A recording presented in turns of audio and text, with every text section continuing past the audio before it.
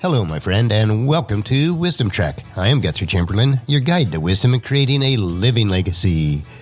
Thank you for joining us for our 5-day-per-week wisdom and legacy building podcast. Today is day 816 of our trek, and it is Wisdom Wednesday. The past several weeks on Wednesday, we have been focusing on interpreting current events through a biblical worldview. To establish a biblical worldview, it is important that you have the proper understanding of God's Word. Especially in our Western cultures, we do not fully understand the Scriptures from the mindset and culture of the authors.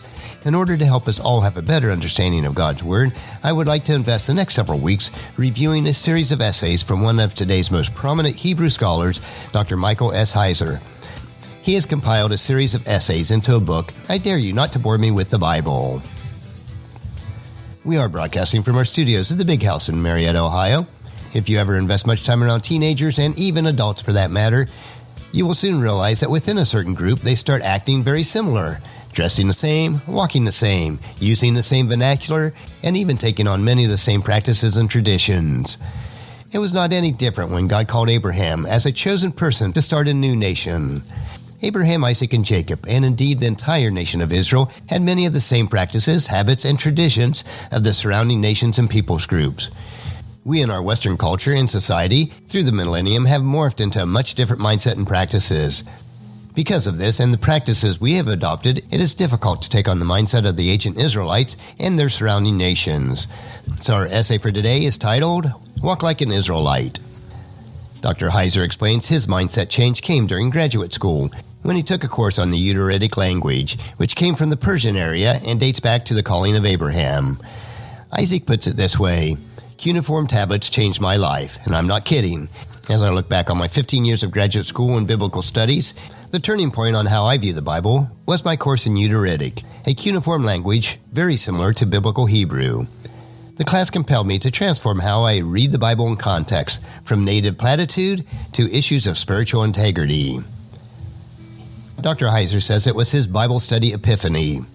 Most of us have had the impression that interpreting the Bible in context meant learning from a piece of pottery here, an odd custom there, or having a factual acquaintance with who was alive and what those people were doing at the time of the biblical event. Through his study in the Ugaritic course, Heiser learned that all of that can divorce the Bible from the ancient world in one critical way. It can exclude religious or theological ideas from all the context talk. It is easy to presume that most of the biblical theology context was unique to Israel. We usually think that Israel shared some cultural customs with pagan Gentiles, like diet, dress, marriage, and family structure.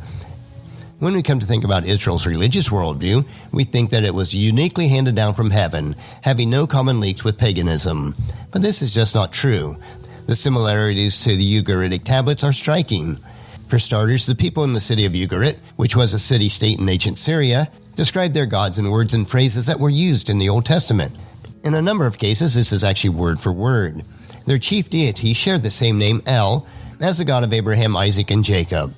The important difference is that El of Ugarit could hardly be called holy by any biblical standards.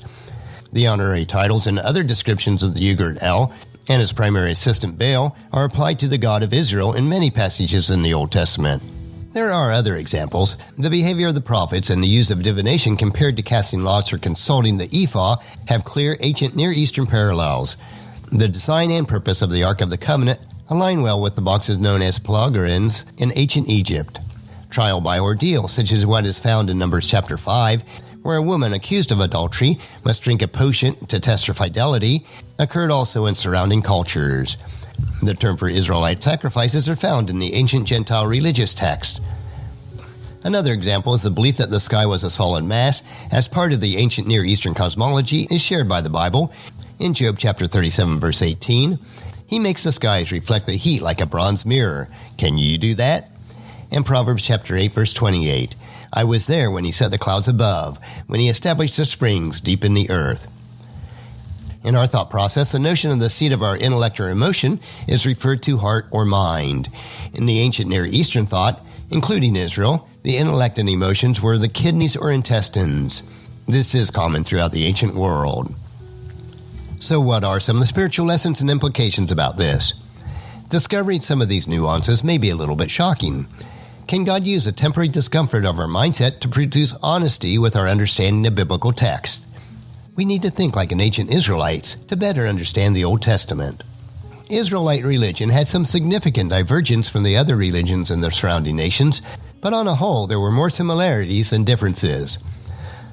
I've come to the realization that the correct interpretive context for the Bible is not the early church, the Protestant Reformation, the Puritan, or modern evangelicalism. Those historical contexts are alien to the Bible.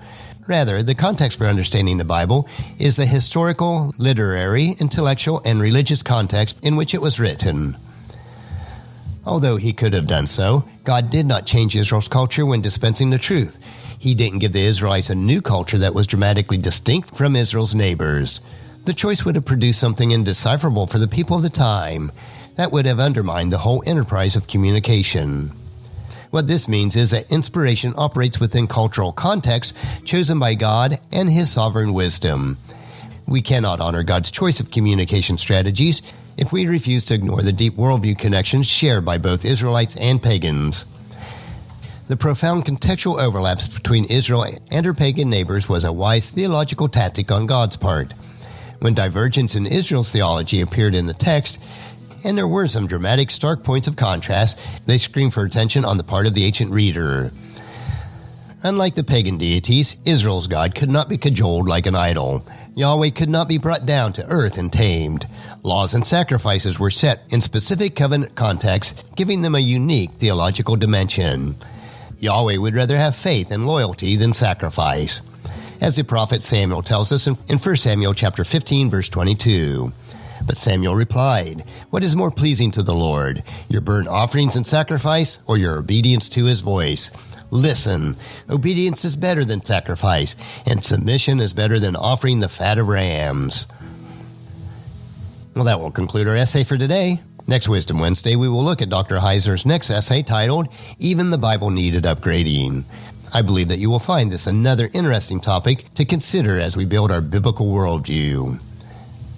Tomorrow we will continue with our 3-minute wisdom nugget that will provide you with a bit of wisdom that, if followed, will allow you to grow healthier, wealthier, and wiser each day. So encourage your friends and family to join us, and then come along with us tomorrow for another day of Wisdom Trek, creating a legacy. That will finish our trek for today. If you'd like to listen to any of the past 815 treks or read the Wisdom Journal, they are all available at wisdom-trek.com. You can also subscribe to iTunes or Google Play so that each day's trek will be downloaded to you automatically. And thank you so much for allowing me to be your guide, your mentor, but most importantly, I am your friend as I serve you through the Wisdom Trek podcast and journal. And as we take this trek of life together, let us always live abundantly, love unconditionally, listen intentionally, learn continuously, lend to others generously, lead with integrity, and leave a living legacy each day. I am Guthrie Chamberlain, reminding you to keep moving forward, enjoy your journey, and then create a great day every day. See you tomorrow.